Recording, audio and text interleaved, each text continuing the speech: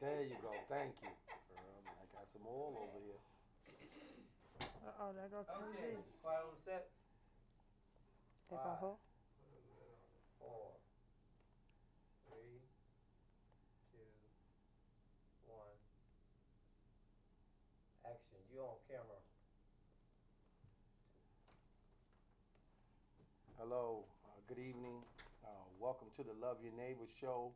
I am your host, Minister KG Wilson, the founder and president of Hope Ministries, spokesman for the Sherez Jones Foundation, national peace activist here in Minneapolis, Minnesota. Today, we will be talking about the recent violence that has been going on in the city of Minneapolis as well as St. Paul. Um, we have got to get a hand and a hold on to this violence before it gets out of hand. As you know, that there's rumors coming from Chicago that the violence is very high there. We are not trying to get Minneapolis and St. Paul to become another uh, violent killing feels like it is going on in Chicago right now. Thank God that it's not. Um, Also today we have some guests on our show. Um, we have two mothers who very well know um, from experience about violence and how it affects the community and how it affects families and how it has affected them. Um, to my far left on the corner is Miss Marsha Mays. Miss Marsha Mays is the mother of 3-year-old Terrell Mays, who was murdered in North Minneapolis. And to my closest left is Miss Kim Golden, who is the mother of 14-year-old Sherez Jones, who was murdered in 2007 in North Minneapolis. Uh, there was supposed to be a few other mothers here today. Miss Cree Banks, the mother of Nazale Banks, the 5-year-old who was murdered in North Minneapolis. She couldn't make it. She was supposed to have been coming. I'm not sure if she's still coming. And also Quintrell Braxton's mother, Cindy Kennedy, couldn't make it today, but she did say that if I had time, I would be able to call her because she would want to say a few words. And also today in our TV studio, we have the lovely, beautiful voice of Sister Jackie, and she's from Salem Baptist Church in North Minneapolis. She will be singing a song for you in just a little while. And so, first, I just want to, I definitely want to dedicate this particular show to all of the people, the men, women, and children that we have lost here in North Minneapolis and St. Paul, and because I'm from Chicago as well as Chicago. There is a God that sits high and looks low, and I just ask Him to please send help right now because we are losing too many. Um, I want to send a dedication out to Sister Beatrice Wilson. This is her obituary, and her grandson Peter Wilson, who was murdered by her son about 2 weeks ago in North Minneapolis, right across the street from Bethune School.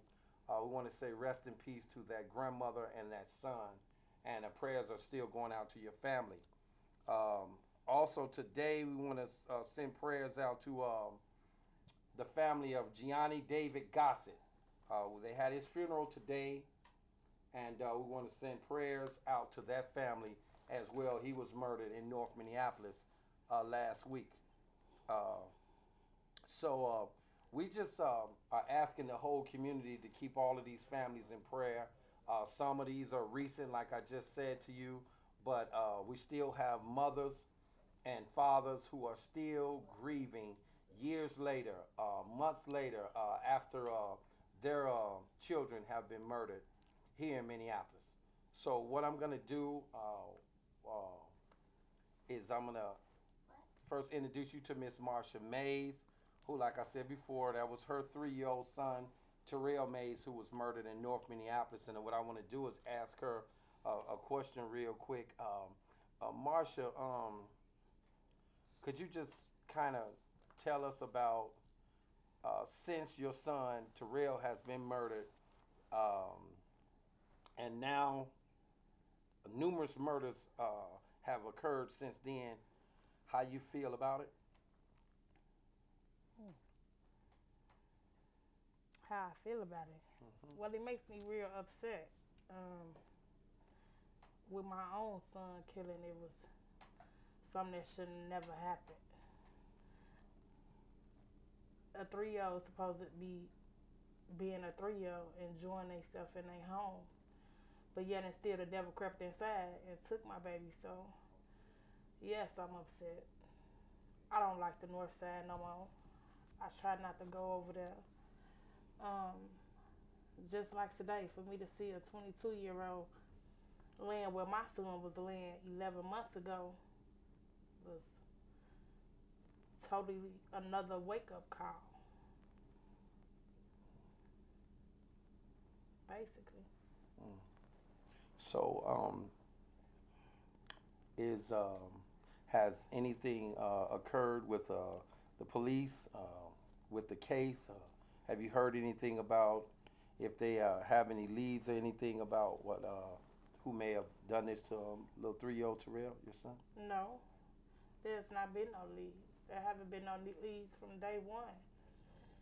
And they're getting worse at not calling, not trying to find any leads, basically. This is the particular. Thank you so much, Mar. This is the particular reason why I chose to have this particular show, um, because I don't think the community understands a lot of times how this affects these parents, and it's easy to sit like from your front room and look at these family members on the TV and that they're hurt and torn apart, and but when it comes to a neighborhood near you, then you're affected by it. I Again, my prayers, Marsha, are continually to you. God placed me in your life and you in mine, and you have motivated me. I thank you. You are a strong woman. You have your 3 other kids, and they're doing well, and you've actually been active in the community. Can you, real quickly, kind of tell the viewing audience or some of the mothers or fathers that have just recently lost someone, what they can do or what you've been doing to cope with the loss of your child? I stay prayed up. I stay on my knees. I don't walk in fear. If you ain't got God, you ain't got nothing. God is what's making me stronger. Junior is what's making me stronger. That's it. Thank you so much. Thank you so much. Next, I want to say it's hard for me. And I said, I wasn't going to. Kim always says I just cry, all the time. I'm a big crybaby. Crybaby. But I feel the pain of the people, and I don't know if God did that to my heart or what, but I feel the pain, and that's why I do what I do.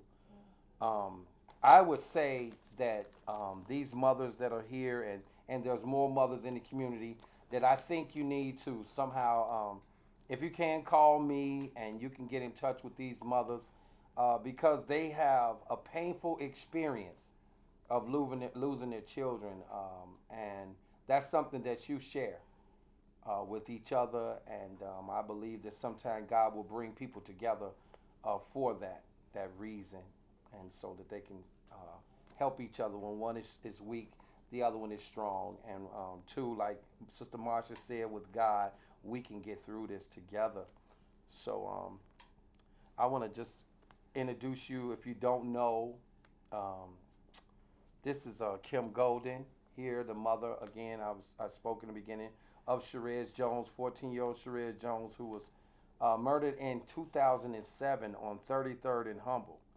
The craziest thing that really bothers me is that sometime later, another young girl was killed. I think it was on 34th and Humble.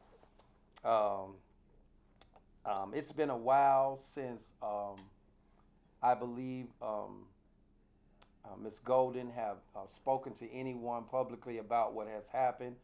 She's a strong woman. She is very strong. Kim have touched my heart. Kim is has been a blessing to me also, just like Marsha have. But as you know, most people know me from Sherez Jones Foundation, who she is the president of. I just want to say to you, Kim, I love you from the bottom of my heart. I wouldn't even be here if it wasn't for you. And so many times I couldn't take it. It was unbearable for me. I wanted to give up and move back to Chicago. And God placed you and the father and your family of Sherez in my life. And I've been here ever since. And I try to pour out my heart. And I want to thank you today, Kim, for coming and being on the Love Your Neighbor show and sharing whatever you want to share. What I want to ask you first is to kind of, because as you can see, there was a funeral today for Gianni David Gossett, and that family was torn apart. Marsha was there at the funeral today. They were torn apart. Beatrice's family, there's numerous families that have just recently, in a couple months or weeks, are still grieving. And there was a young lady at the funeral today, Kim. She said she fell out, and it was a sister, and she said, God, I don't think I can make it. I don't believe I can make it through this one. And so all I could think about was tonight when she was crying is that Kim's going to be on the show. And if anybody could say something to her about holding on and making it through the grieving process, it would be Kim Golden. So, Kim, could you please say something? Oh, boy. As far as feeling like you're going to die, every day you wake up, you're still breathing. And still, every day, now I think about death all the time. And sometimes you come to yourself and you're like, okay, but I woke up this morning. I'm still here. My heart, is aching. I got this big hole. I don't know if I'm going to be able to love or feel or I feel like I'm going to die daily. And I think about death all the time. But at some point, just recently, I was like, okay, but I got to learn how to live. And it takes time, and there's no right answer. No one can tell you how you're supposed to feel. It's a process that you individually have to go through. So we can all come together, as parents, as mothers, as people who's lost a loved one, and we can, say, the things that we miss about the people that we loved who's gone. We could talk about those things, but we're still going to have those emotions. At the end of the day, we go home and our doors is closed, and it's just us and our thoughts and our feelings. And sometimes you can't catch your breath, and sometimes you can't breathe, and sometimes you just cry all day. So I don't have, no magic answer on what's going to make you feel better. Every day is a different day. And every day that God wakes you up, you're just here. Yes, you feel like you're going to die. I have anxiety attacks. I have good days. I have bad days. But every day, God wakes me up. So I have to, unless I don't have no breath in my body, I have to live. And, as far as saying, let's stop the violence, we have to go deeper than that and see what's the cause. These kids is out here, they're doing all kinds of stuff, and it's all about getting some money. So we need to figure out what it's going to take to get our kids educated, to get them some employment. I mean, we could say, take the guns off the streets. I mean, we could say these parents know what their children are doing. So, I'm down the road a little further than some of the other parents, so I'm still hurting, but now I'm at a point where what we gonna do for real? We can march these streets and say stop the violence, but the thing is, like, what are we gonna do to stop it?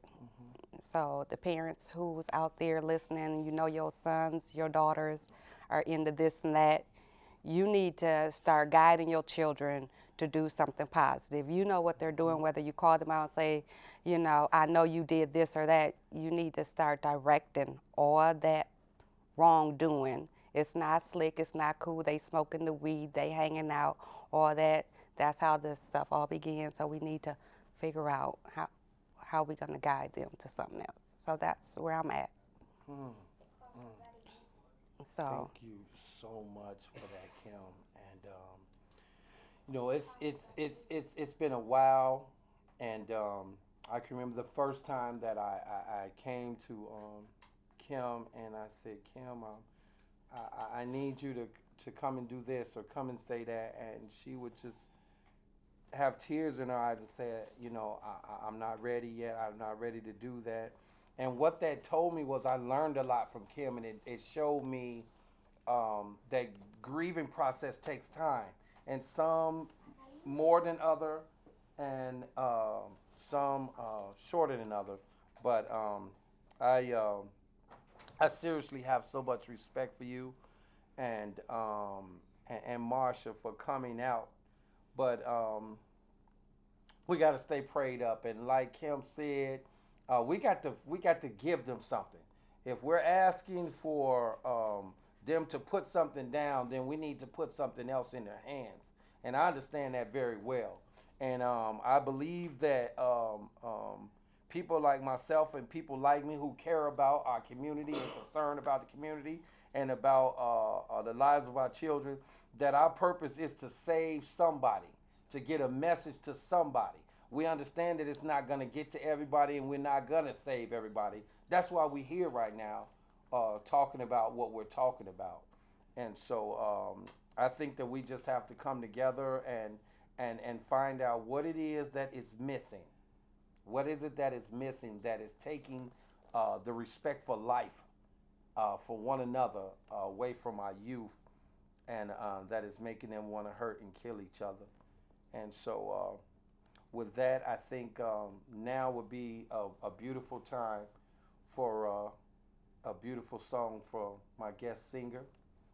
If she don't mind coming up, Sister Jackie, you want to come up, bless us with a beautiful song?